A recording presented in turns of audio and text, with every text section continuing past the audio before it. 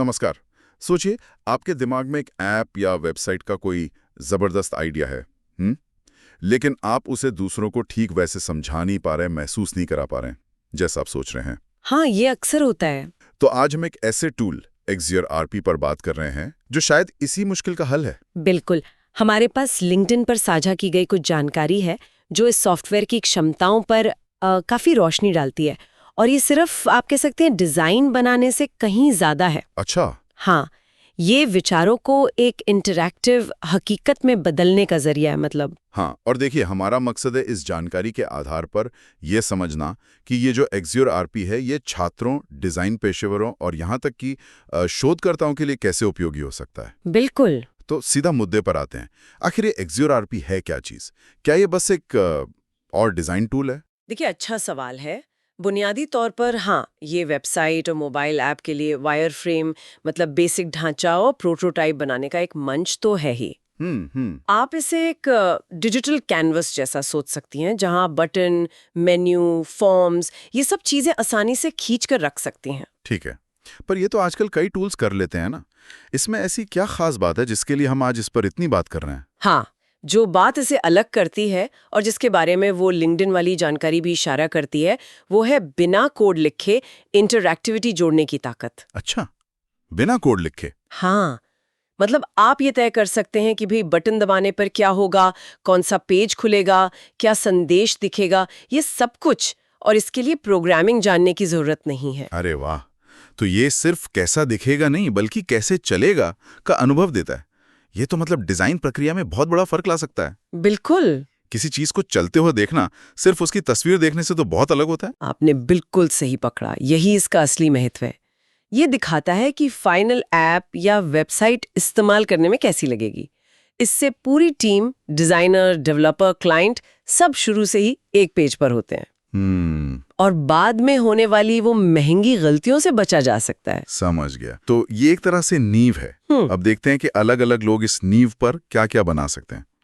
LinkedIn post के मुताबिक जो यूएक्स यूआई डिजाइन के छात्र हैं वो इसका खूब इस्तेमाल कर सकते हैं अपने पोर्टफोलियो बनाने के लिए।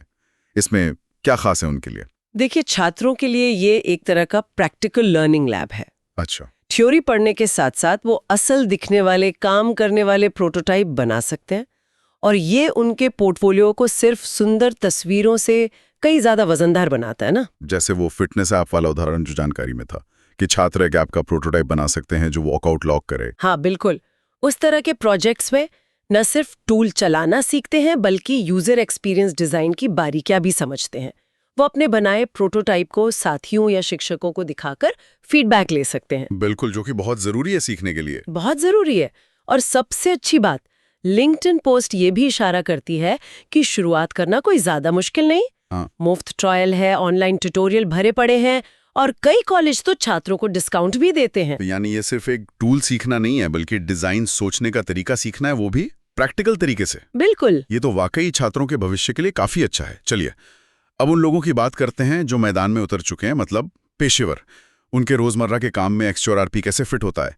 जानकारी कहती है कि ये क्लाइंट्स और डेवलपर्स के साथ कम्युनिकेशन बेहतर करता है। कैसे? पेशेवरों के लिए देखिए, वक्त और स्पष्टता दोनों बहुत कीमती हैं। हाँ। एक्सियर उन्हें हाई फिडेलिटी प्रोटोटाइप बनाने देता है। मतलब ऐसे प्रोटोटाइप जो असली ऐप या वेबसाइट के बहुत करीब दिखते और काम करते। अब जब आप क्लाइंट को ऐसा कुछ दिखाते हैं तो शब्दों की जरूरत कम पड़ती है और गलतफहमी की गुंजाइश भी घटती है। और ये सिर्फ दिखाने के लिए नहीं है, मतलब इसमें वाकई कुछ स्मार्ट चीजें भी डाली जा सकती हैं, जैसे वो फॉर्म वाला उदाहरण था। हाँ, ये इसकी एक बड़ी ताकत है, जटिल इंटरैक्शंस और लॉजिक बनाना। जैसे आप प्रोटोटाइप में ये सेट कर सकते हैं कि अगर यूजर ने फॉर्म अधूरा भरा है तो उसे एक एरर मैसेज दिखे। अच्छा। ये छोटी छोटी चीजें मिलकर प्रोटोटाइप को एकदम असली उत्पाद जैसा एहसास देती हैं। इससे फिर यूजर टेस्टिंग भी ज्यादा सार्थक हो जाती है। लेकिन पेशेवरों के लिए एक और बड़ी चुनौती होती है डिजाइन को डेवलपर्स तक सही पहुंचाना।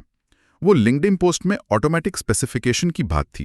क्या ये वाकई काम आसान करता है? ओह, बहुत ज्यादा।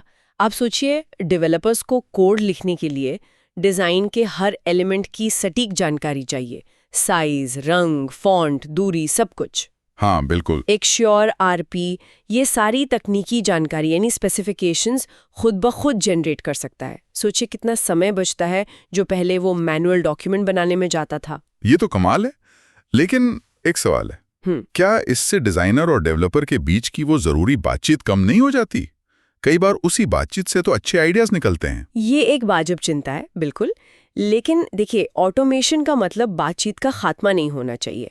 ये स्पेसिफिकेशंस एक मजबूत आधार देते हैं ताकि बातचीत बुनियादी चीजों पर अटकने के बजाय मुश्किल चुनौतियों या नए आइडियाज पर केंद्रित हो सके। ये रूटीन काम को हटाकर जरूरी चर्चाओं के लिए ज्यादा वक्त देता है, ऐसा समझे। ठीक है, समझा। और ये सिर्फ छोटे प्रोजेक्ट्स के लिए ही नहीं है शायद। लिंक्डइन पोस्ट, गूगल जैसी बड़ी कंपनियों का भी जिक्र करती है। हाँ, और ये दिखाता है कि जटिल प्रोजेक्ट्स में शुरुआत में ही डिजाइन को अच्छी तरह परख लेना कितना जरूरी है। प्रोटोटाइपिंग महंगा रीडिजाइन और डेवलपमेंट बचाने में मदद करता है, और जाहिर है बड़ी कंपनियां इस बात को बखूबी समझती हैं। दिलचस्प। अच्छा, छात्रों और पेशेवरों के बाद एक और समूह का जिक्र था, शोधकर्ता। अब डिजाइन टूल का भला शोध से क्या लेना देना? लेना देना है, बिल्कुल है। खासकर उन शोधकर्ताओं के लिए जो इंसानी बर्ताव या यूजर इंटरैक्शन को स्टडी करते हैं। अच्छा। वो एक्ज्योर आरपी का इस्तेमाल करके अलग अलग डिजाइन आइडियाज के प्रोटोटाइप बना सकते हैं और फिर देख सकते हैं कि लोग उन पर कैसी प्रतिक्रिया दे रहे हैं, कैसे इंटरैक्ट कर रहे हैं। जैसे वो स्वास्थ्य ऐप का उदाहरण था, जहां शोधकर्ता ये परख सकते हैं कि लोग ऐप के किस फीचर का इस्तेमाल कैसे करते हैं। हाँ, बिल्कुल। वे तेजी से अलग अलग वर्जन बनाकर टेस्ट कर सकते हैं। मान लीजिए वे देखना चाहते हैं कि बटन का रंग बदलने से या जानकारी दिखाने का तरीका बदलने से यूजर के बर्ताव पर क्या असर पड़ता है। एक्ज्योर से ये करना काफी आसान हो जाता है। और क्या ये सिर्फ देखने तक सीमित है या इससे कुछ डेटा वगैरह भी मिलता है? नहीं, इससे आगे भी जा सकते हैं। लिंक्डइन जानकारी के अनुसार एक्ज्योर को यूजर टेस्टिंग प्लेटफॉर्म्स के साथ जोड़ा जा सकता है।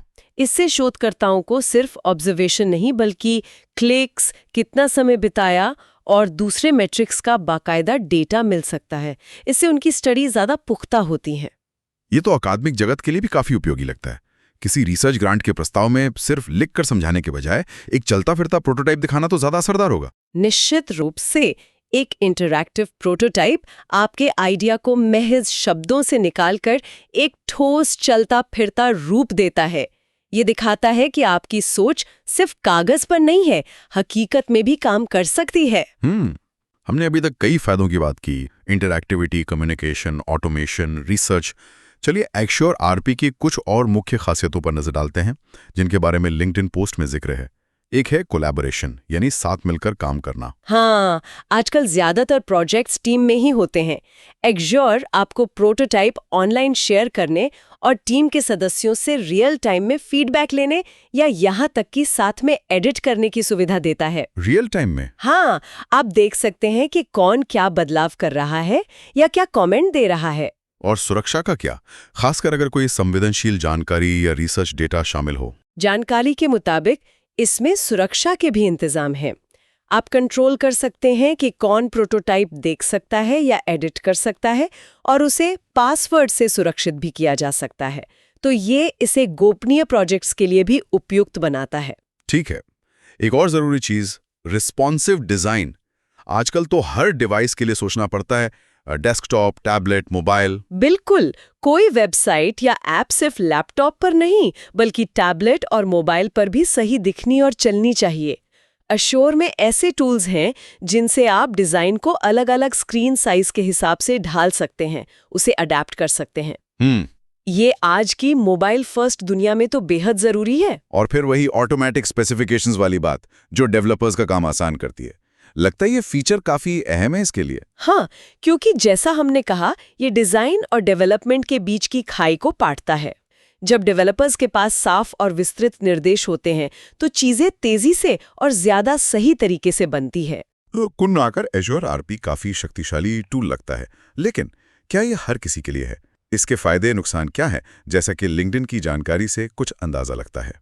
फायदों की बात करें तो इसकी ताकत को देखते हुए इसका इंटरफेस काफी हद तक यूजर फ्रेंडली माना जाता है। सबसे बड़ा फायदा तो वही है कि जटिल इंटरैक्शन के लिए कोडिंग नहीं चाहिए। हाँ। और आप तैयार प्रोटोटाइप को HTML फॉर्मेट में एक्सपोर्ट कर सकते हैं, यानी कोई भी उसे वेब ब्राउजर में देख सकता है, भले ही उसके पास एश्योर सॉफ्टवेयर ना हो। ये तो बहुत सुविधाजनक है। सुनने में तो सब अच्छा है, लेकिन जरूर कुछ कमियां भी होंगी या कुछ चुनौतियां? हाँ, जानकारी इशारा करती है कि शुरू में इसे सीखने में थोड़ा वक्त और मेहनत लग सकता है, मतलब एक स्टीप लर्निंग कर्व हो सकता है। अच्छा। इसकी सारी खूबियों को समझने और ठीक से इस्तेमाल करने में थोड़ा अभ्यास चाहिए होता है। और दूसरा, ये एक पेड सॉफ्टवेयर है। फ्री ट्रायल तो है, लेकिन पूरे फीचर्स इस्तेमाल करने के लिए लाइसेंस खरीदना पड़ता है, जिसकी कीमत उनकी वेबसाइट पर देखनी होगी। आजकल फिग्मा जैसे कई बेहतरीन टूल्स हैं जो या तो फ्री हैं या काफ़ी कम कीमत पर उपलब्ध हैं। उनके मुकाबले एश्योर कहाँ खड़ा होता है? ये सवाल ज़रूर आता है मन में। हाँ, और ये बहुत ज़रूरी सवाल है।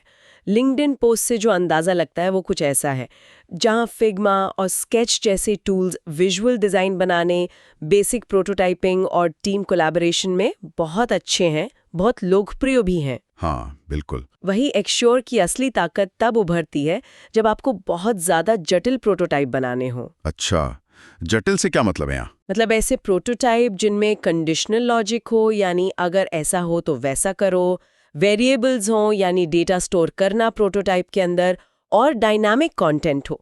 साथ ही अगर आपको बहुत डिटेल्ड ऑटोमेटिक स्पेसिफिकेशंस चाहिए डेवलपर्स के लिए, तो एक्श्योर का पलड़ा भारी हो सकता है। तो ये इस पर निर्भर करता है कि आपकी ज़रूरत कितनी गहरी या जटिल है।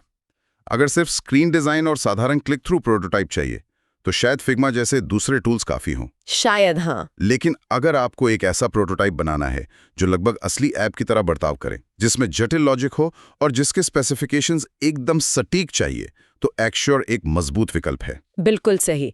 ये एक साइज सब पर फिट वाला मामला नहीं है।